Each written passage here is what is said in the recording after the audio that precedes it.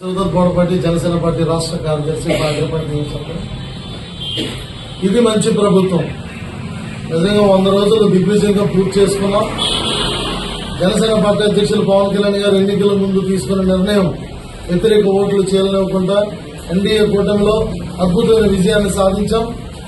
ఆయన సాధించిన తర్వాత గ్రామ స్వరాజ్యాన్ని కాపాడే దిశగా ఆయన పంచాయతీ శాఖను తీసుకుని అద్భుతంగా పరిపాలించడం జరిగింది. పవన్ కళ్యాణ్ గారి ఆధ్వర్యంలో మరి కేంద్ర ప్రభుత్వం నుంచి పంచాయతీకి 2,000 కోట్ల పైన నిధులు తీసుకురావడం చాలా గర్వకారణంగా ఉంది.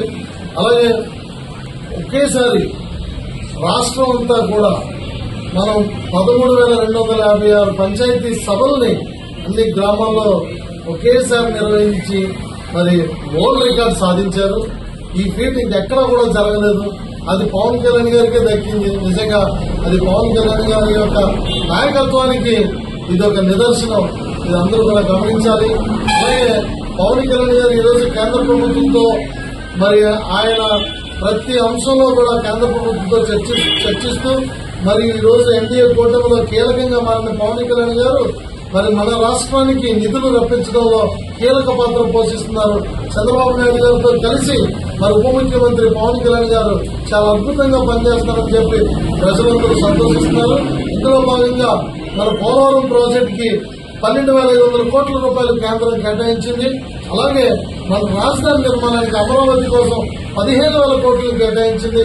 ఇలా చెప్పుకుంటూ పోతే ఎన్నో కార్యక్రమాలు మన ఆంధ్ర రాష్ట్రంలో అద్భుతంగా జరుగుతున్నాయి. మన ముఖ్యమంత్రి చంద్రబాబు నాయుడు గారు అలాగే ఉప ముఖ్యమంత్రి పవన్ కళ్యాణ్ గారు చాలా అద్భుతంగా ముందుకు తీసుకెళ్తున్నారు. ఇంత ఈ రోజు చాలా మంచి ప్రభుత్వం అని ప్రజలందరూ చెప్పుకుంటున్నారు. వాళ్ళందరి కోరిక మేరకు ఈ రోజు ఈ యొక్క కార్యక్రమంలో మనందరం కూడా మీడియా సమావేశంలో పాల్గొనడం జరిగింది.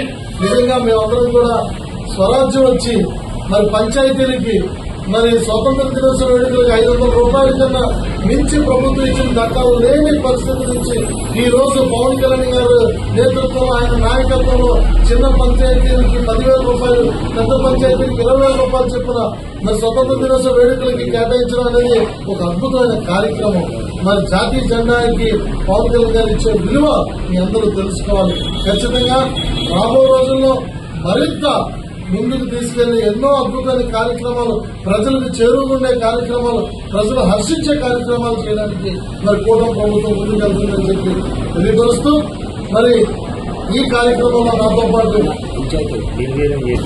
అలాగే మనం ముఖ్యంగా చెప్పుకోవాల్సింది మనం మంచి ప్రభుత్వం చెప్తున్నా ఎంత గర్వంగా. ఎందుకంటే గతంలో మరి జగన్మోహన్ రెడ్డి హయాంలో పంచాయతీ నిధులన్నీ కూడా మరి దుర్వినియోగం చేసిన పరిస్థితులు ఉన్నాయి, పక్కదారి మళ్లించిన పరిస్థితులు ఉన్నాయి.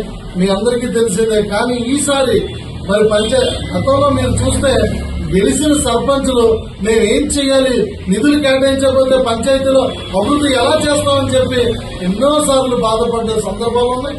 మీడియా వారు ఎన్నోసార్లు అది ప్రపంచానికి తెలియజేశారు.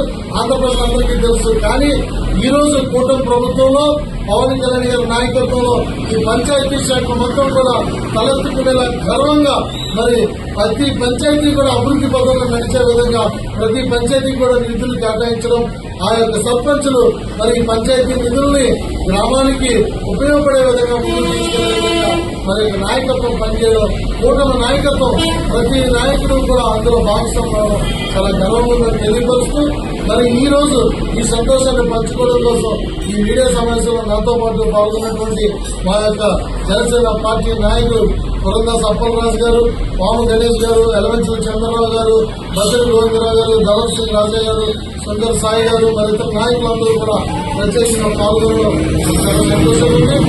మేము మరోసారి పాకిరాబాద్ నియోజకవర్గ ప్రజలందరి తరఫున మరి కూటమి ప్రభుత్వాన్ని ఇంత దిగ్విజయంగా నడిపిస్తున్న ముఖ్యమంత్రి గౌరవనీయులు శ్రీ చంద్రబాబు నాయుడు గారికి అలాగే ఉప ముఖ్యమంత్రి గౌరవనీయులు శ్రీ పవన్ కళ్యాణ్ గారికి మరి హృదయపూర్వక ధన్యవాదాలు తెలియజేస్తున్నాం. Thank you.